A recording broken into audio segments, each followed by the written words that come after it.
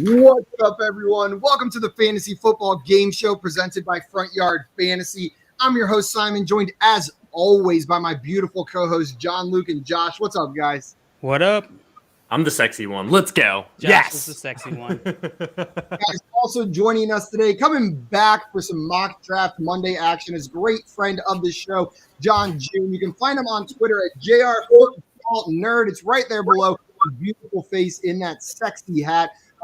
So sexy. Do not know who John is. He's the host of the Fantasy Football Diagnostics podcast and the Now We Have Liftoff New York Jets podcast. And he's also a contributor over at the Jet Press. John, thank you so much for joining us today, my man.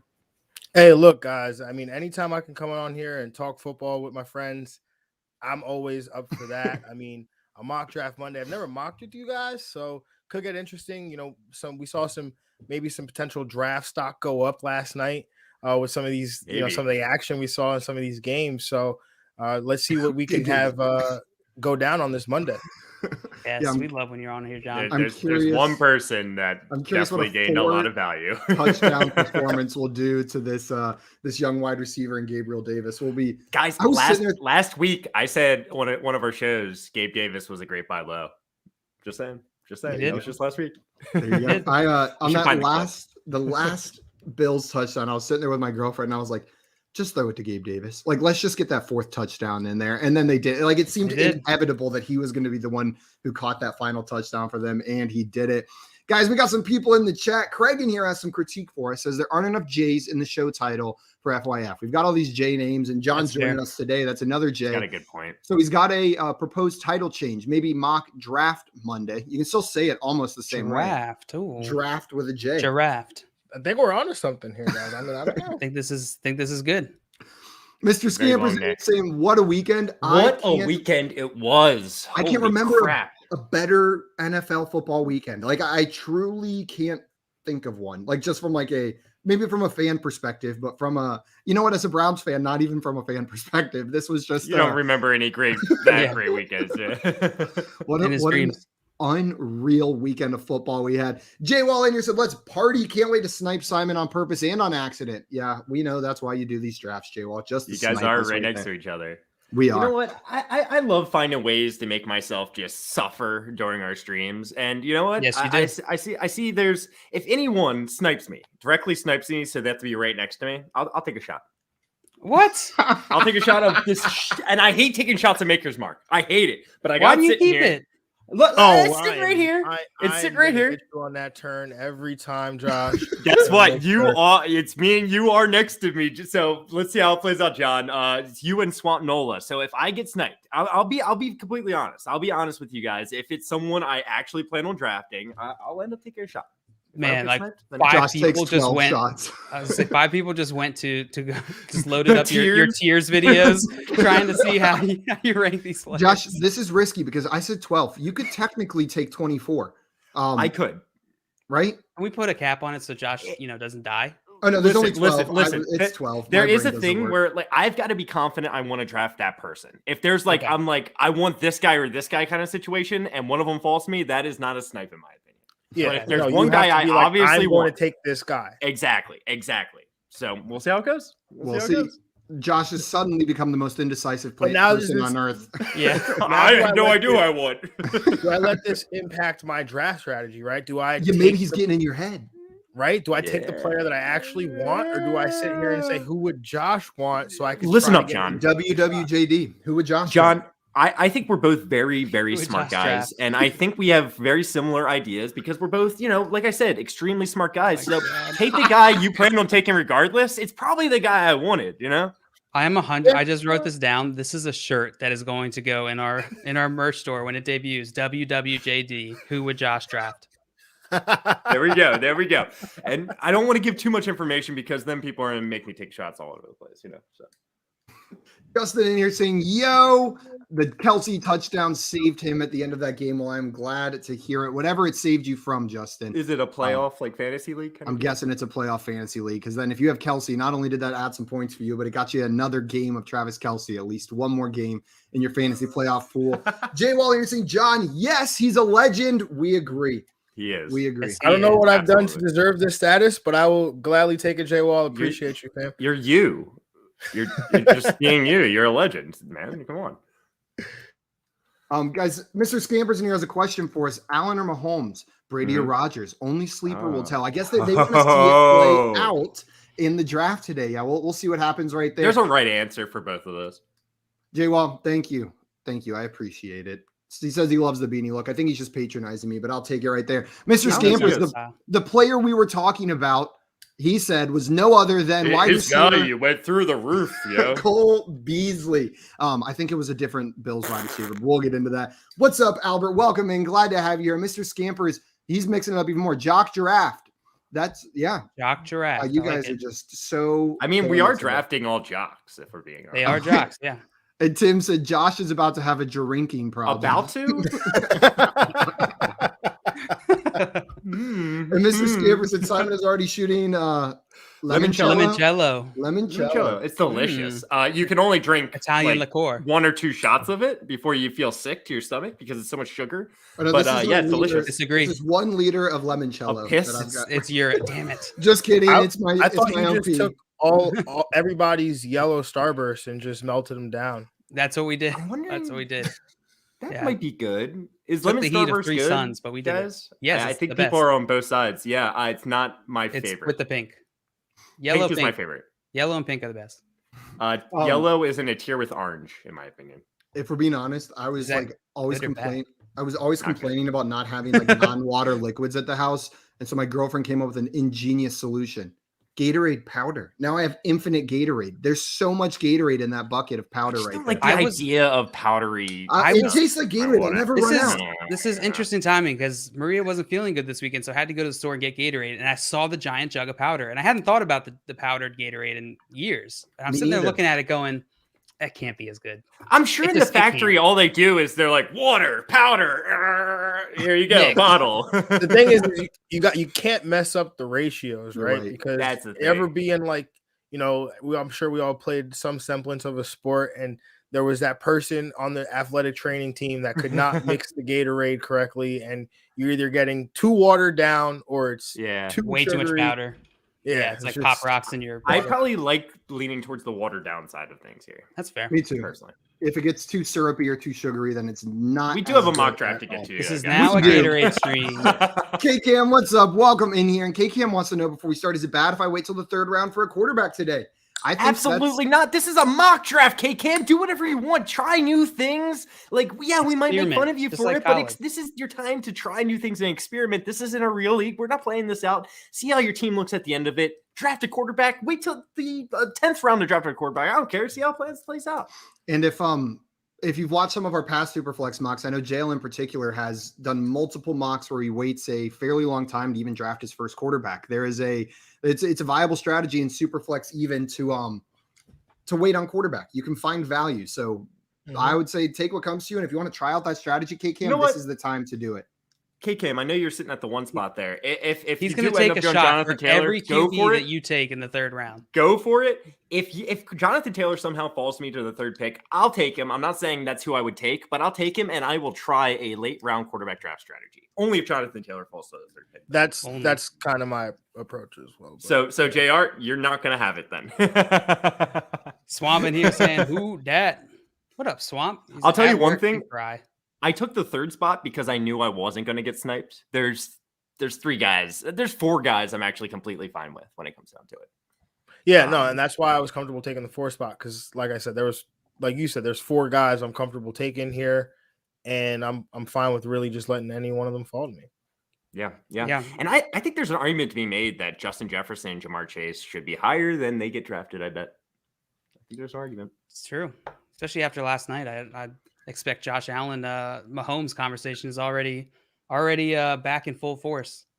I mean, it's really going to be an interesting one, right? Because could a quarterback look so impressive in a loss, right? As Josh Allen did. God, that game was amazing. He almost didn't lose in my mind. I think of that game, and I'm like, I don't even want to put a loss on his book because Josh Allen did everything he could do to win that game. Except for get the coin toss right? Yeah. Did he choose that though? I think so. Yeah, it was Did Josh it? Allen out there on the field Yeah. who chose heads, if I'm not mistaken. I didn't remember that. Or no, he chose tails. He should have chosen heads. That's what it was, right? I believe Tails he never chose tails, fails, though. but it So failed. He chose the right one. Yeah. And Scott Near saying it was always tough getting the Gatorade or Kool-Aid powder to Everclear ratio right. I remember that. That's Simon. actually Simon the knows problem that I had very more well. problems with. Yeah. We took I'll a go grab spring break shot trip glass just in case someone does snipe me. I have a Oh, wait, I distinct have one memory here. of Simon Never mind, we're good. drinking Everclear and Kool-Aid out of his giant water jug thing on the beach in Miami. I'll never get that out of my brain. warm Everclear and Kool-Aid. And guys, it was just out of necessity. That's not like a good mixed drink that I'm going to put behind it. I decided to take a trip to Miami for a full week with only $50 in my bank account. So it didn't go very well. And so I called that the spring break of Everclear and Pop-Tarts. That was like all I consumed that entire time. Guys, I'm going to go ahead and pull this mock draft I was about up. to say, 5 minutes ago, we said we were going to stop talking about the powdery beverages. And somehow we just didn't. We're very easily distracted. A couple reminders before we start drafting today, guys. One, if you're not already following our guest, go and do that right now. He's on Twitter at JR Football Nerd. Like I said, it's right there below his beautiful face on the screen, right up there at the top. He's one of our favorites in the space. That's why we keep inviting him back. And you know what? He keeps on coming back. So at least he doesn't hate us that much. Yeah, right now, even if you leave our stream to do it, go ahead and follow him. It's worth it. Just come back. All right. I'll allow you to leave for a minute. We're done. As long as you guys keep inviting me back here, I'll keep coming. So. All right, perfect. Well, I guess you're gonna be on for a while then. Yeah, guys. your job. After you follow John, make sure if you're watching this video, you're already on our YouTube or Twitch channels. Hit that like button on this video and subscribe to our channel at Front Yard Fantasy on YouTube and on Twitch. We're at Front Yard Fantasy as well. If you're watching over there, hit that follow button. It's the easiest way to show your support for what we're doing, and we're going to keep doing this all off season long, 5 days a week. We just like to play games. That's why we're here all year. Okay, guys, I'm going to go ahead and get this draft started. A reminder for everybody watching, this is a half PPR SuperFlex Dynasty mock draft. SuperFlex means you can start up to 2 quarterbacks. Right, so there's going to be a flex position in there where you can start a quarterback, running back, wide receiver, or tight end, as opposed to that normal flex. How these rosters break down, it's 1 quarterback, 2 running backs, 3 wide receivers, a flex, and a SuperFlex with a couple bench spots in there as well. I almost forgot the tight end. I'm so sorry, tight ends. Didn't mean to do that to you. But obviously this has a truncated bench. A normal dynasty draft would go probably another at least 10 rounds, but we got to make it fit in this show right here. So guys, if you're ready, I'm going to go ahead and get this draft started. Let's do it. No 3rd round reversal today? No 3rd round reversal. And K-Cam has the first pick. And he goes with Jonathan Taylor. Wow. So honestly, it made a lot of sense. I wouldn't say that's chalk in a SuperFlex league. I'd say it makes a lot of sense for what Cam was saying, though, however.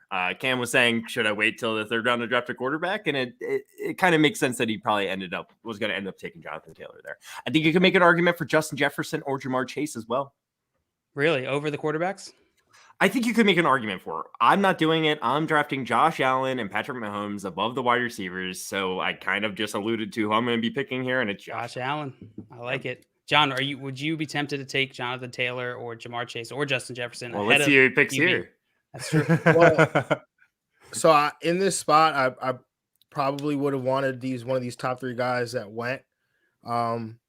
The way I see it, people probably are going to disagree with me, but there's another quarterback here that I'm willing to take. There's one more quarterback for me too. I'm interested to see who yours is. So I'm just going to, just pull the trigger on him right there. Oh, that's exactly who I would put into that category as well, John. Herbert. So we're on the same exact page. These 3 quarterbacks are actually kind of a tier separator for me in a dynasty league. Yeah, I totally agree with that. I mean, Justin Herbert, we didn't get to see him in the playoffs, unfortunately, but there's no doubt in my mind we would be talking about him the way we're speaking about the Josh Allens and the Patrick Mahomes and even the Joe Burrows, right? So he was phenomenal this year, over 5,000 passing yards, 38 touchdowns. I think that there's even possibility that he could, I was saying this to my co-host the other day on our show, like Justin Herbert could realistically have like a 50 touchdown season and like nobody would blink if he did. Right. So to me, he's in that tier of player of caliber of quarterback with Josh Allen and Patrick Mahomes.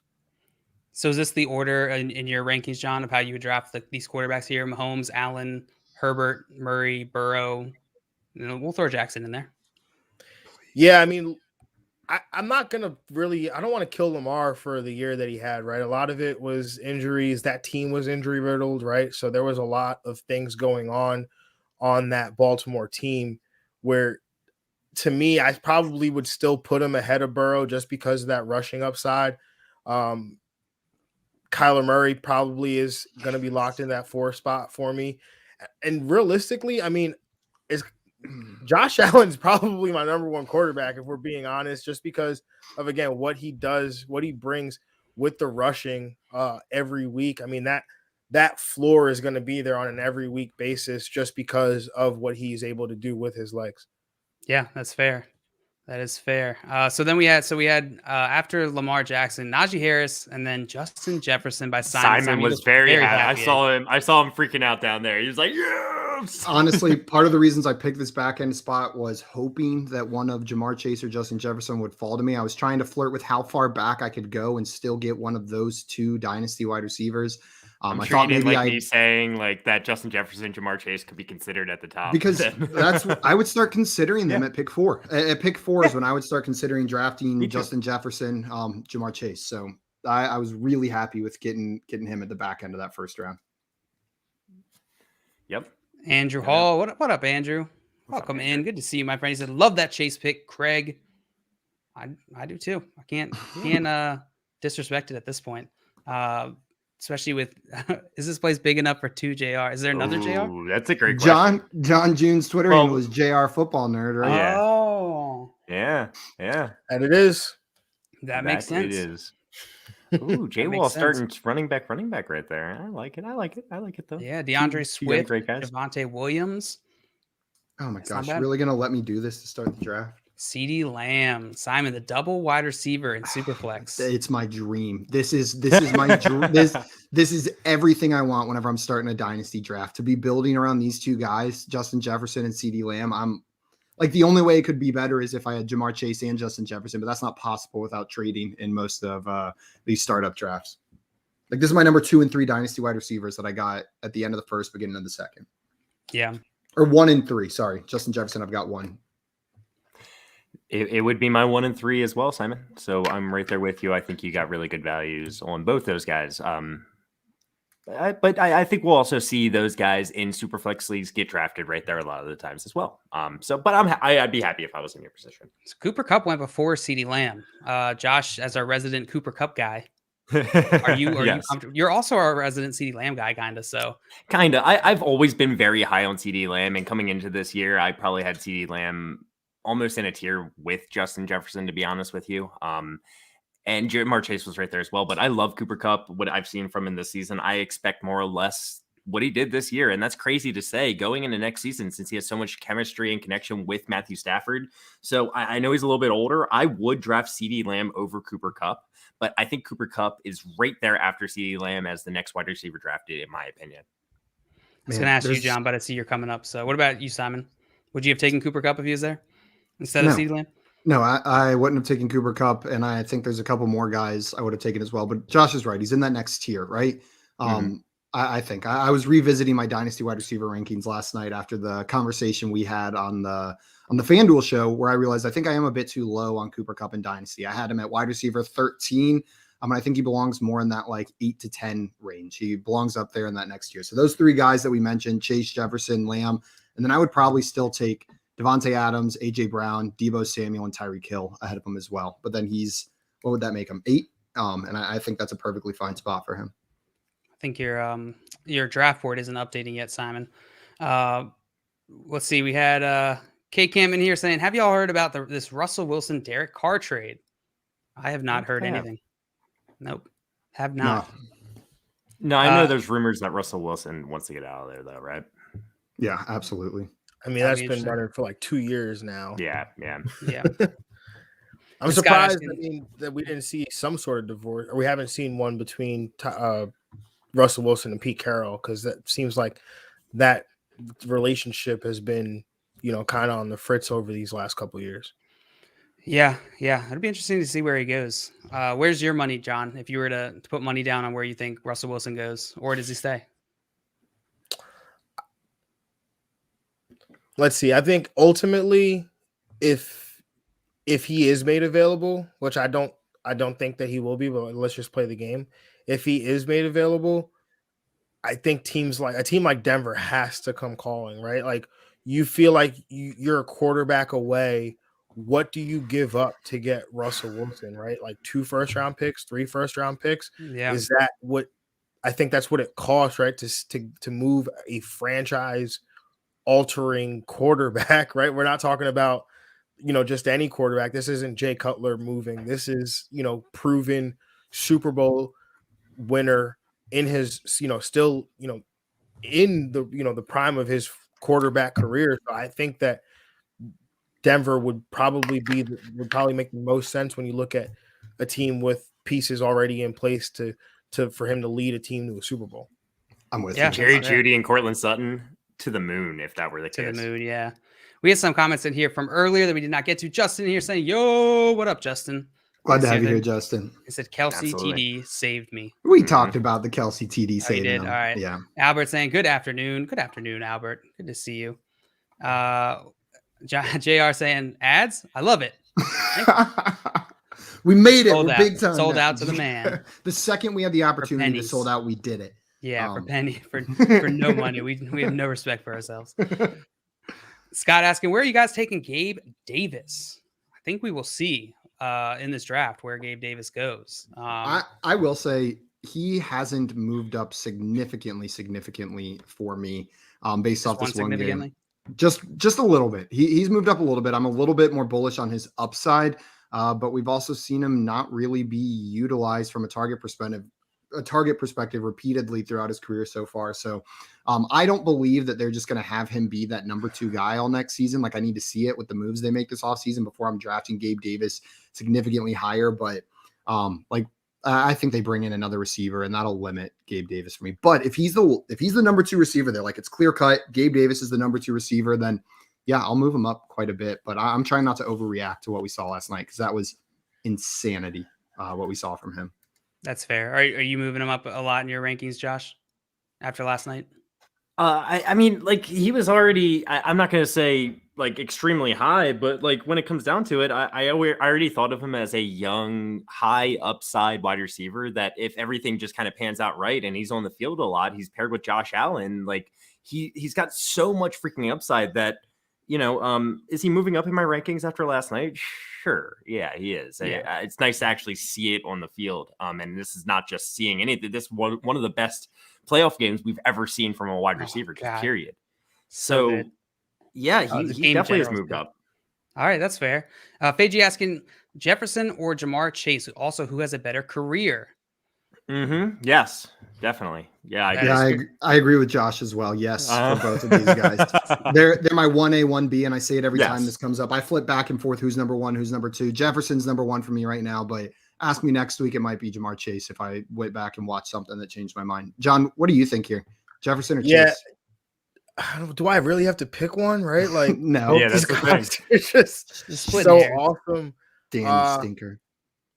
I'm probably going to go with Ja'Marr Chase. I mean, we're talking about a guy who he's probably more physically dominating, physically imposing than Justin Jefferson. That's kind of usually the guys I go for. Wide receiver to me is a flavor position, right? Like it's what do you like? Do you like the guys that are going to catch, 80, 90, 100 balls a year? Do you like the guys that can go for 16, 17, 1900 yards? And, both of these guys have that kind of ability. We're probably looking at him right now, at his, not his ceiling per se, but this is as good as it gets, right? The target share is not going to get much higher. Where Ja'Marr Chase, like you can see a path to like more production, more targets than what he even had as a rookie. So, and he's tied to the quarterback that they have history together. Whereas like Kirk Cousins, he could be dealt this offseason. And, what's Justin Jefferson look like with Kellen Mond throwing him passes? So to me, it's going to be Ja'Marr Chase. That's totally fair. Totally fair. Josh, you took CMC in the second round. I did. You took CMC in the second round. That made me happy. Oh, I know it did. And, again, I've said something like to this effect many times. If you told me Christian McCaffrey's playing every game next season, he's my number 1 overall running back. It's that simple. Okay. Maybe not in a dynasty league. I'll probably still draft Jonathan Taylor because of the age, but just in a redraft context, Christian McCaffrey, if you told me he's going to be healthy, number 1 overall running back. So a lot of people out there are probably concerned with the injury history and the injury risk going into next season. But man, if this guy just stays healthy, like the ceiling is so immense. He's a great pass catching back. He doesn't have to be on the field. He doesn't have to be playing 80% of the snaps to be successful. So if they just limit his workload a little bit, try to keep him healthy, I'm still very high on Christian McCaffrey. Yeah. Not as high as you, but I think this was great value. Wouldn't you agree, Joe? Incredible value. I do really like that pick, Josh, and I agree with all your points. I think we're just like how much we feel are certain ways is just slightly different, but I think we're on the same page. Let's see what else we got here. Eric in here saying dream big dreams. I like to think that this was in like only about motivation and nothing else, not about anything we were talking about at the time. Just a common thing he wanted to come in and say. Hey guys, dream big dreams. You struggling, Simon? Well, no, I'm a little bit, but like the wide receiver value is so. But you already have 3 of them. Sexy. You were like super saturated with wide receivers right now. I'm doing it anyways. It's Dynasty.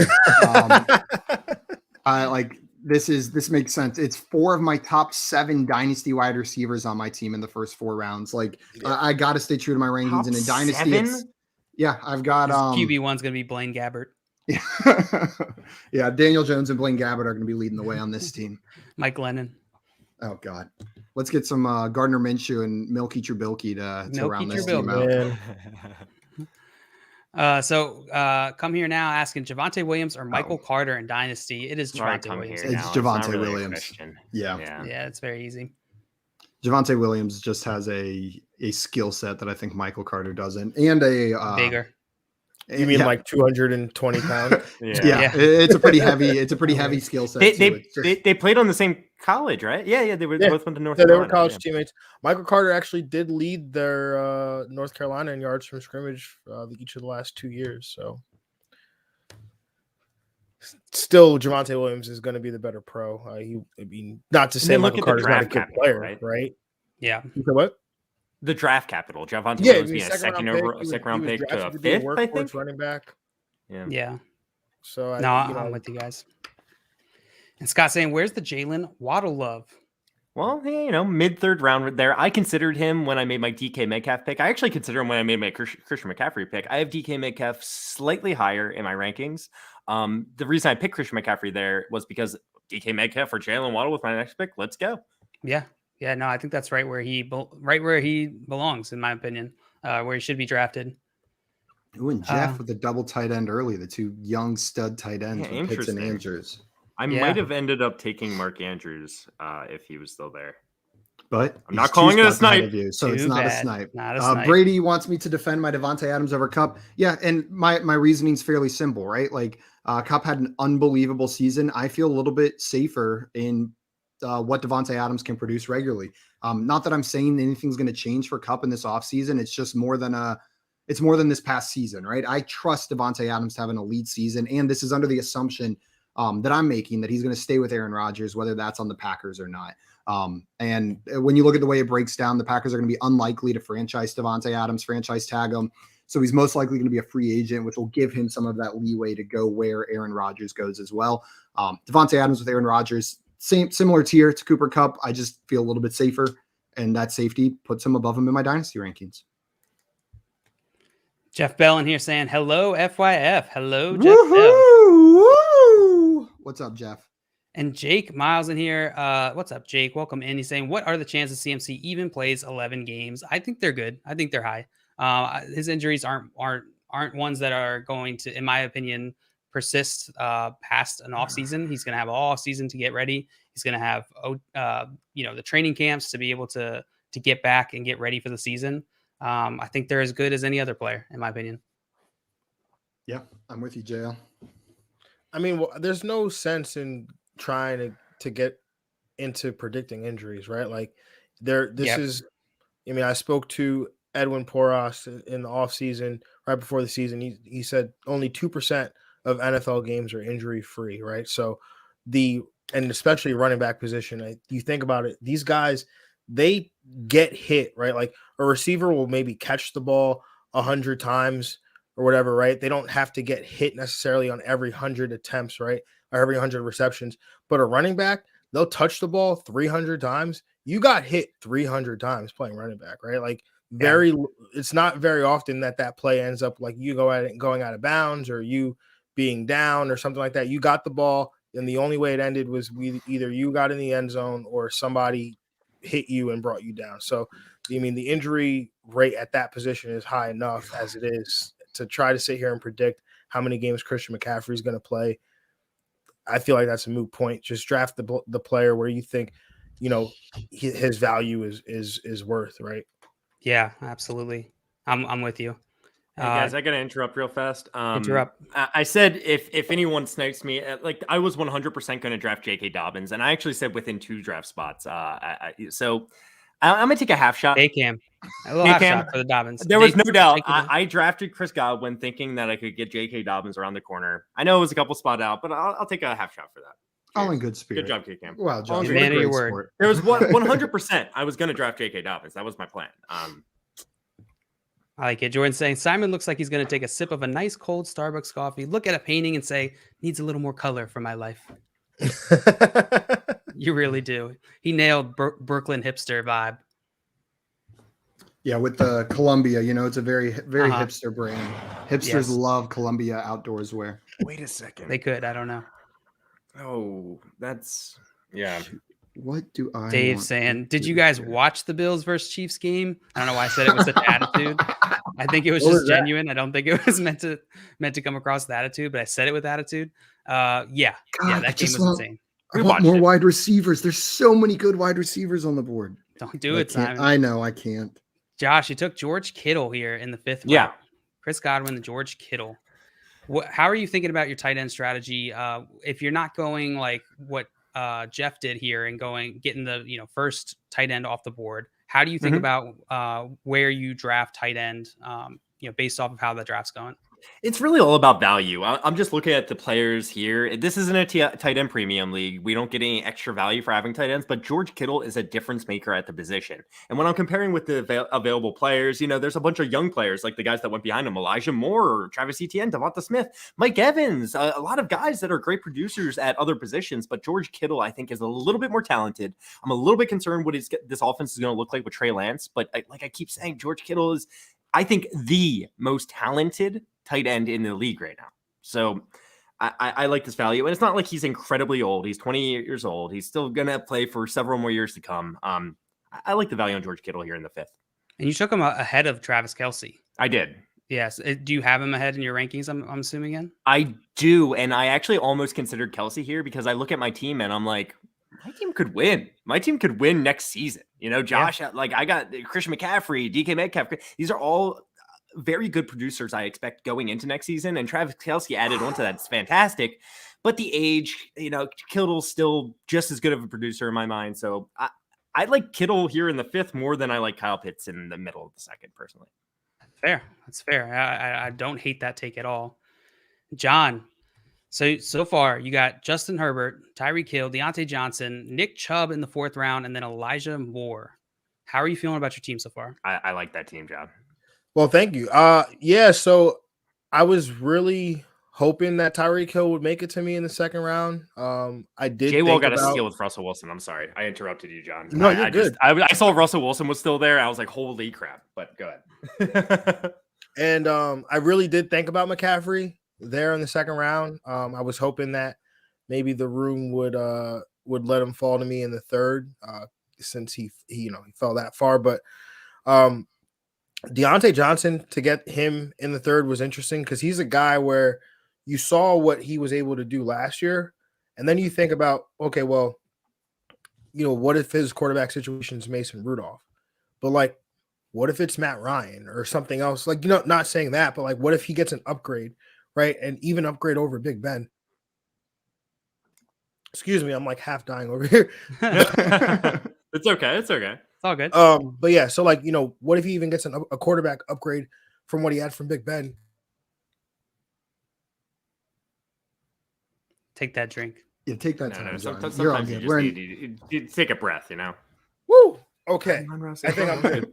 But you're on the clock now, John. Quarterback upgrade over Big Ben. and, continues to be the number one target in this offense. So love that. Nick Chubb, half-point PPR. I mean, the biggest concern you have there is, is the offense totally regressed, or can they bounce back from what they were 2 years ago?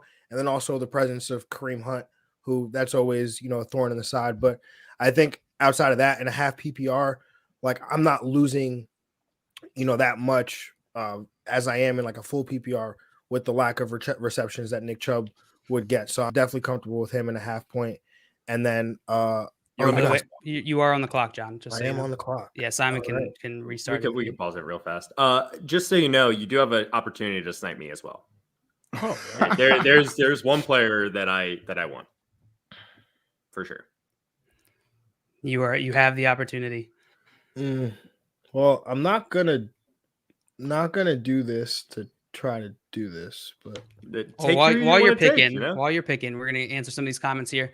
Trippy asking, would you rather have 107 or AJ Dillon in a 12-team PPR Superflex Dynasty League? Simon, what do you think? 107 or AJ Dillon? In a Superflex, I'm probably going with the 107. But in a non-Superflex, that changes it a little bit.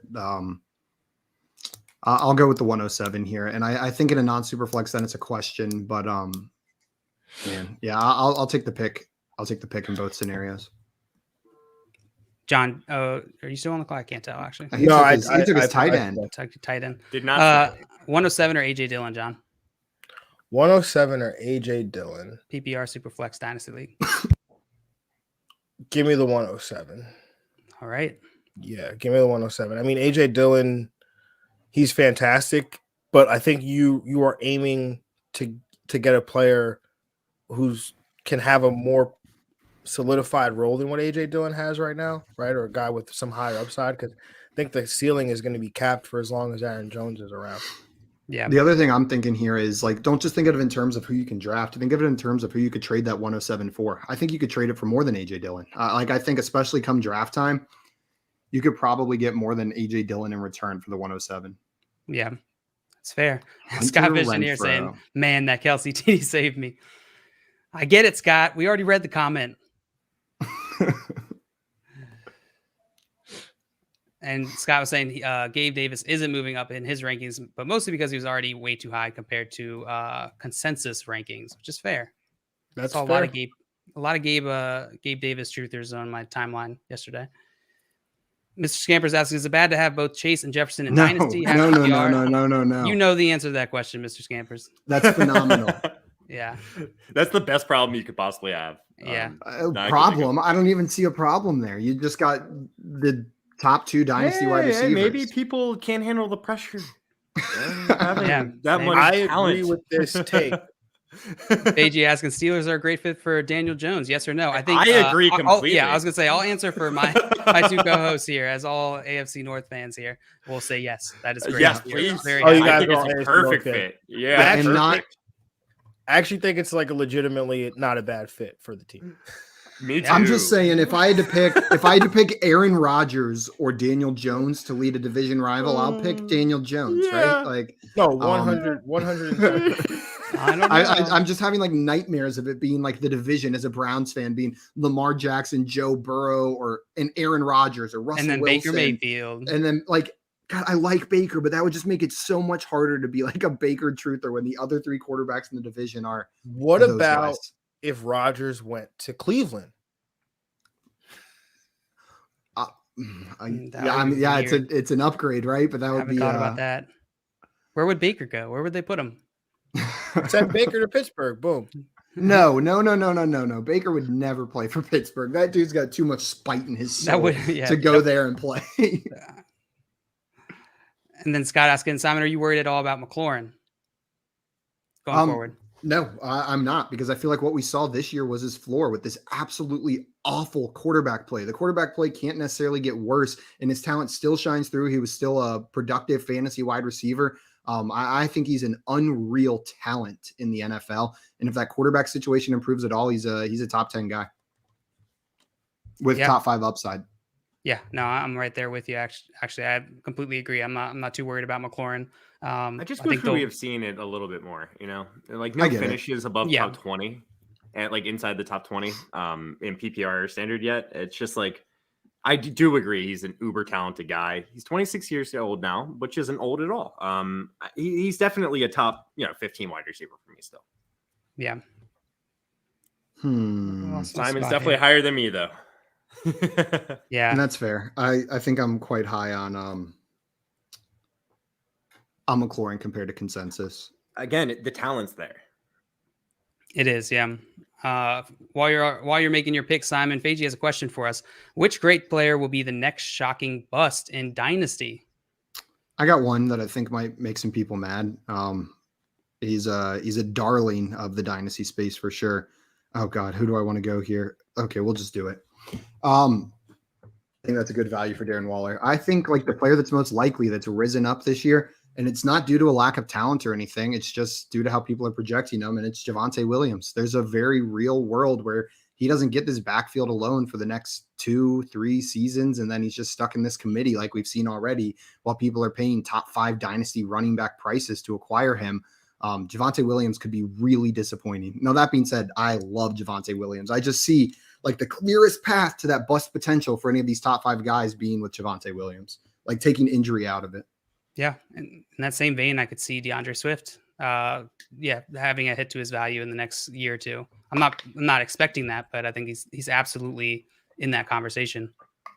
Very similar just with the other backs, that becoming more of a committee. The other backs, the team, the big changes on the team. And we haven't seen we've seen DeAndre Swift be very good at times. But have we seen it enough for it to warrant some people putting them in as their running back 2 in their dynasty rankings? I don't know if I'm comfortable with that. But again, I'm not expecting that, but it's something I'm concerned about. Yep. I'm with you on that one. Oh, and it's my pick again. Back to you. Trying to speed through some of these questions. Chat is on one today. What else to do? What else is new? Eric in here saying 12-team Dynasty SuperFlex PPR, Kelsey or Cam Akers? Feels closer than the difference in draft spot here. Josh, what do you think about this?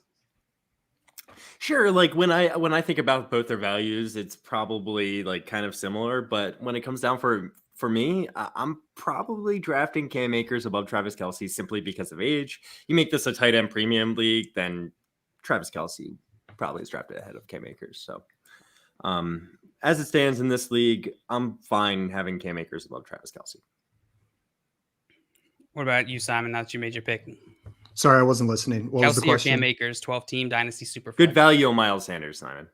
Thank you. I thought so too. I am probably going Cam Akers. And I'm very high on Kelce. He's still my dynasty tight end 1, but I'll go Cam Akers here. I liked, even though he had those fumbles, it looked rough, right? It was really nice to see the team kind of commit to him a bit as that running back. And after that first fumble, to just keep feeding him the ball. The talent's still there. I saw enough of that explosiveness that we've expected from him. Like, don't get me wrong, he was rusty. It's been a while since he's played, but we saw bursts of that explosiveness that made people excited. And I think enough to assume he's the lead back for that high-powered offense going into next season. So I'll take Cam Akers.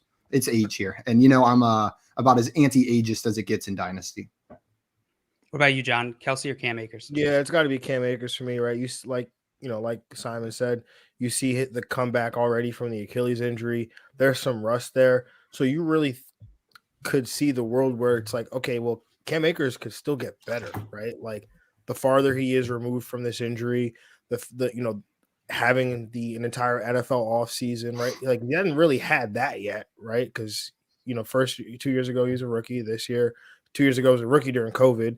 This year it's blows out his Achilles in training camp. So when you really look at it, I think the ceiling we haven't really seen it on Cam Akers yet. While Travis Kelce, again, not being an ageist or anything, but he's up there in age, right? So yeah, no, I think that's totally fair. Kevin here saying bird up. Bird up. The worst show on TV. What's up, Kev?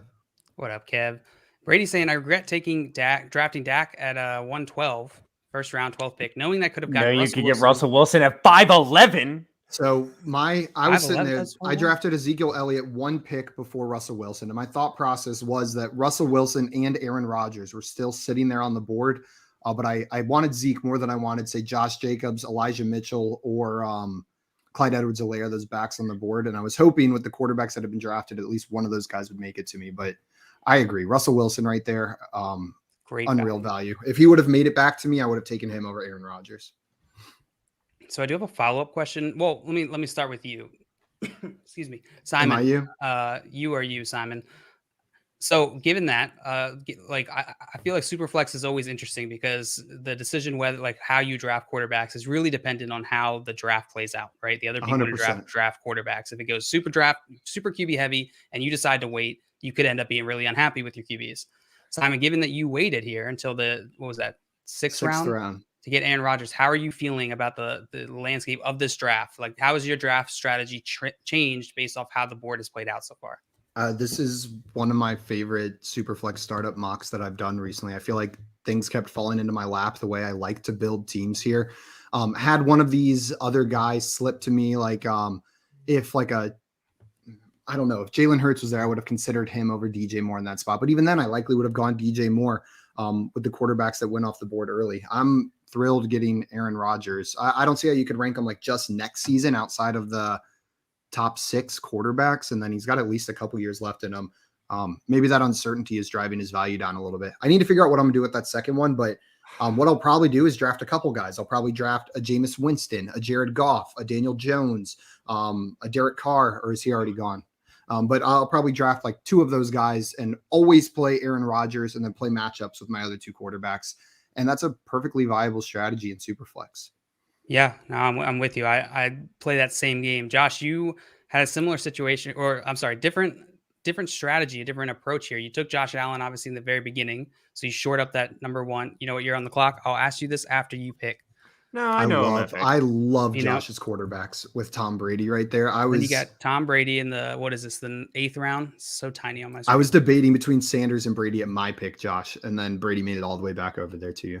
So same question as Simon, Josh. How has your quarterback strategy here, your quarterback drafting strategy changed based off how the board has played out? I was waiting for value. I felt comfortable even in a Superflex league having Josh Allen as my number 1 overall quarterback. So I was just waiting for the cliff to fall out, everything to kind of all the quarterbacks to start going off the board. And I feel like I found a decent value with Tom Brady, even though he's 44 years old. We were talking about it yesterday, like how many years do we actually expect him to play? And I think we found like the line might be 2.5, right? Yeah. So I think some of us see 3 years happening. So if that's the case, then Tom Brady in the 8th round with the production he's been having, this is a good pick in my opinion. Yeah, I'm with you. KK, I'm asking that's a good pick, by the way, JR. Devin Singletary, I really like him right there. Appreciate you, man. I mean, I saw his name all the way down there. I said, this isn't updated for like his recent playoff performances because my man has been killing in the playoffs, and even just the volume they've been giving him. Yeah, absolutely. Yeah, I'm with you, John. I love that pick. And like he looked good at the beginning of the game. I know there was some frustration from people watching that like it seemed like their game plan in like arguably the most important game of the season so far. Not even arguably. That was the most important game they played of the season so far. They came out of the gates running Devin Singletary, not letting Josh Allen chuck the ball around. Like he wasn't just a piece of their offense. He was the integral part of that plan to start that game, it seemed like. Yeah. I'm rising on Devin Singletary, seeing how they're using him here. Maybe we need to listen whenever teams use their running backs in the playoffs, like we saw with Leonard Fournette last season. Maybe we need to pay attention to that. Well, you saw this, I mean, with Devin Singletary near the end of the year, right? I think there was a point, I think it was like week 14 on where or whatever that game was where we saw Zach Moss was inactive, and then it was just him and Breida, and then after that, it was just Devin Singletary seeing like 60, 70, 80% of the running back opportunities in this backfield. And the problem with Singletary was never talent or, whether you thought that he could be good in this offense. It was just whether the Bills thought that he could be an every down running back. And his rookie year, we felt like, Devin Singletary was a sleeper in a lot of entering his rookie season because it was just him and Frank Gore in that Bills backfield, and he produced. After the year, everyone was like, Devin Singletary looks awesome. He was everyone loved him. They drafted Zach Moss, and we all know how it went. Yeah, I mean, but like, look at him now, right? He's getting the opportunities, and he looks really good out there. Tyler, what's up? We have missed you. Good to see you, my friend. What's up, Tyler?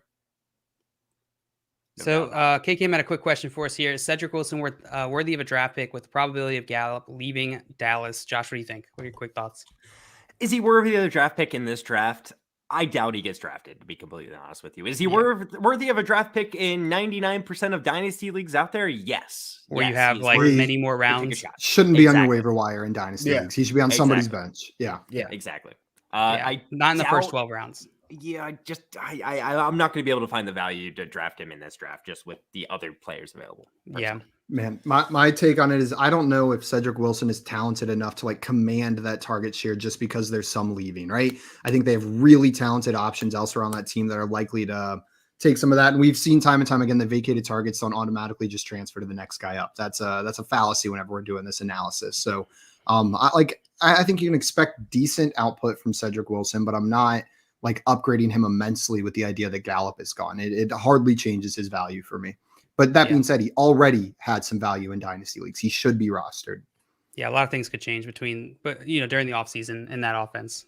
So you kind of got to wait and see. He's worth stashing just because of that wait and see. Scott asking, did you guys talk to Mike Williams pick? Sounds like the Chargers really want to retain him. We'll see. How do you feel about his value staying versus leaving? This is a really good question. I'm also very interested in this because I think I have Mike Williams in every single I roster him in every single Dynasty league that we are in. I personally, I think they'll try to retain him. I don't know how much money he's going to command on the open market. I think that'll depend on what the free agent landscape looks like, specifically at his position. It's hard to see a situation where his value is going to be that much better and on a different team. I think the best scenario for him is staying on the Chargers, being attached to Justin Herbert, signing a long-term deal there. I think that makes the most sense for him as well. The fact that he's having a hard time staying healthy, I think has limited what he's been able to achieve. And I think that's going to make it so that he's not going to get as much money on the open market as he'd like. So I think the best case scenario is him staying in LA on the Chargers. I guess I have to specify. And I think his value increases if he signs a long-term deal. Depending on where he goes, I think it likely will go down. What do you think, Josh? So Mike Williams, he looked really good at the beginning of the season with the Chargers for his first 5 games. He had outstanding fantasy games, but after that, he was pretty much disappointing the entire year. I know the last 2 weeks of the season, he did pretty good. It's tough. I think the most value he'll have in my mind is if he does resign with the Chargers and he's tied with Justin Herbert for the future. However, if he goes to a team and he's the dominant alpha number 1 wide receiver, I actually think that might be a better situation. The whole question is if he can stay healthy. And if he can, I do see a world where he is a great fantasy producer week in and week out. But there's question marks. I could not draft him any higher than he got drafted here. And I'd still take guys like Amari Cooper, Amon-Ra St. Brown, and Marquise Brown over top of him personally. I agree with some of those names, not all of them. Okay. And Mike Williams and Amari Cooper are the same age, by the way, guys. Kind of surprising. Yes. Amari has played more years because he came in at a younger age. Yeah. Jordan said he saw these overtime rules on Reddit. Both teams have their offense and defense on the field. Each simultaneously start on the 45-yard line. First score wins. Scott Hansen calling it. I love it. I love it. That sounds amazing. So are there two? There's 2 balls in play. I'm guessing, not just one ball. They have to fight over it. No, there's 4 balls in play. And the backup quarterback's out there too. That would be so cool. And all the linemen are now eligible receivers. Every single one of them. Every single one of them. And you can have 2 forward passes. Only 2 forward passes. The rest have to be backwards. And taunting rules don't exist in overtime. You can taunt all you. In fact, it's bonus points for taunting. Why haven't they done this? I know. Jake has a quick question for us. Are you trading Jonathan Taylor for Dalvin Cook and the 2022 101 for Kamara and Zeke as your RB 2 and 3? Okay. I don't know if that's as relevant. So Jonathan Taylor, maybe I don't understand this question. Am I reading this wrong? I'm guessing they have Kamara and Zeke as their RBs 2 and 3. And they're asking, would you trade Jonathan Taylor for Dalvin Cook and the 101 pick in this draft is how I'm reading it. Okay. Would you already have? No. I don't think I would. Yeah, I don't think I would. I just don't think you're upgrading your roster, like your starting roster, that much by doing this, which is It's kind of crazy with it being Dalvin Cook, a top tier running back, and the 101, but you've already got Kamara right there. So you're starting Jonathan Taylor and Kamara, or Dalvin Cook and Kamara, but then you also get the 101 right there. Maybe in SuperFlex it makes a little bit more sense, but yeah, I'm not doing this. I'm curious if anyone else here would be doing that one. Yeah. Just can't saying I can't not hear draft and drink now. We started something. Draft. Oh, drink. I sniped you. What with Gallup?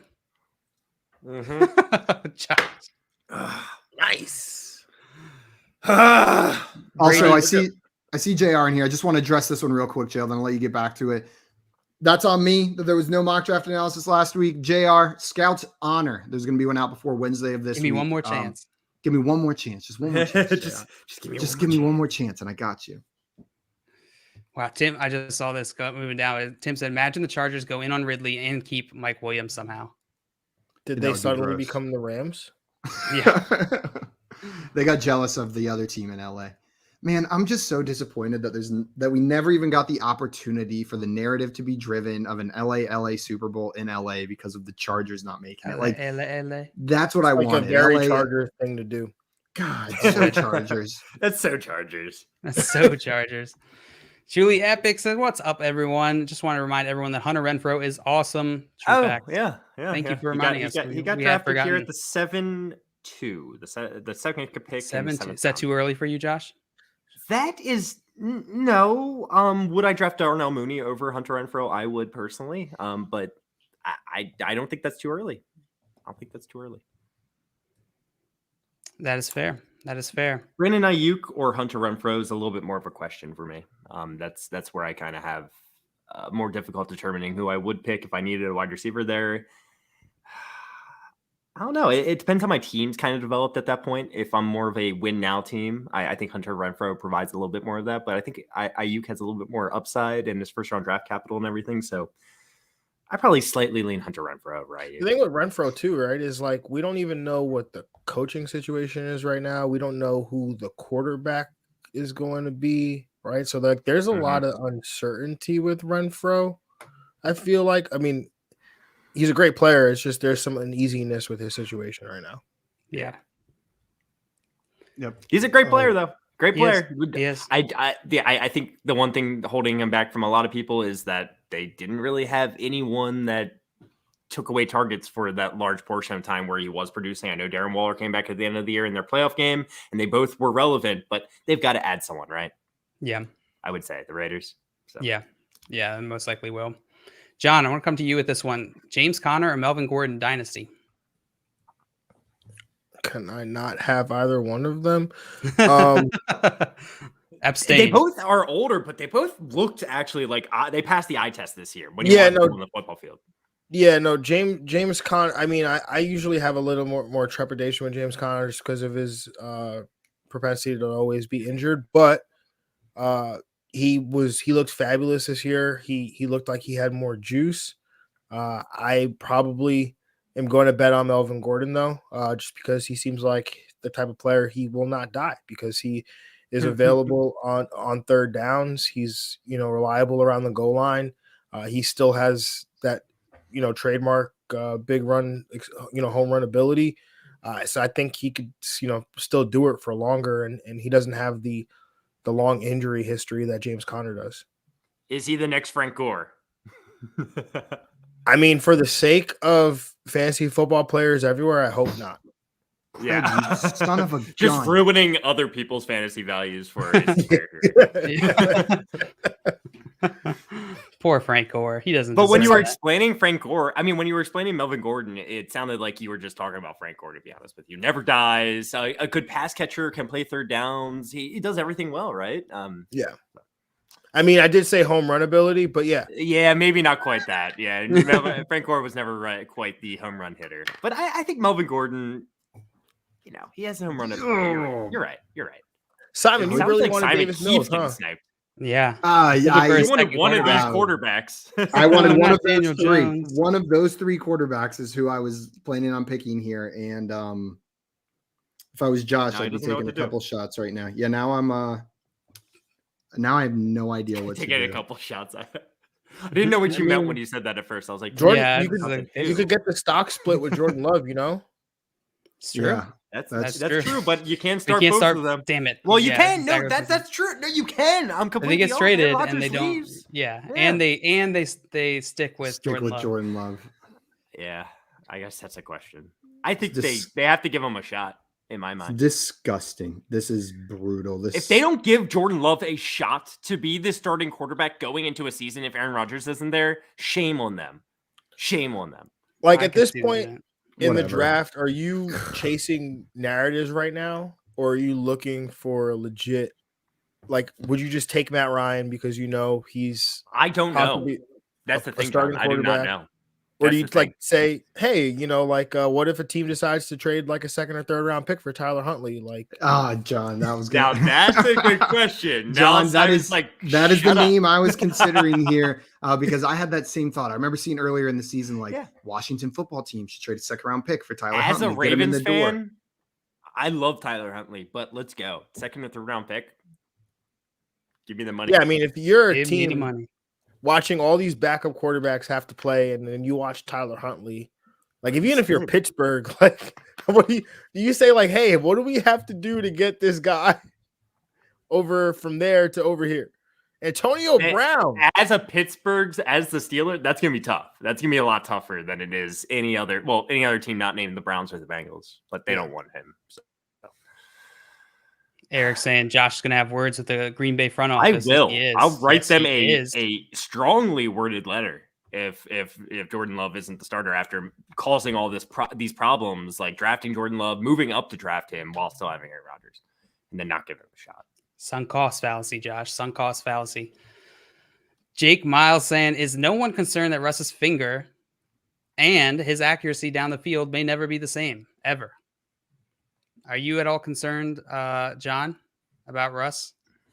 I'm not concerned about it. I think, you know, we obviously know what he did to, you know, rehab. I mean, what he said that he rehabbed 18 hours a day or something like that on his finger to try to make it back when he did. And so he rushed back. He wasn't entirely the same. I think we probably, as fantasy managers, a lot of times we forget that we think that these guys are like in a video game and they just come back and they're healthy and they can play and nothing's wrong.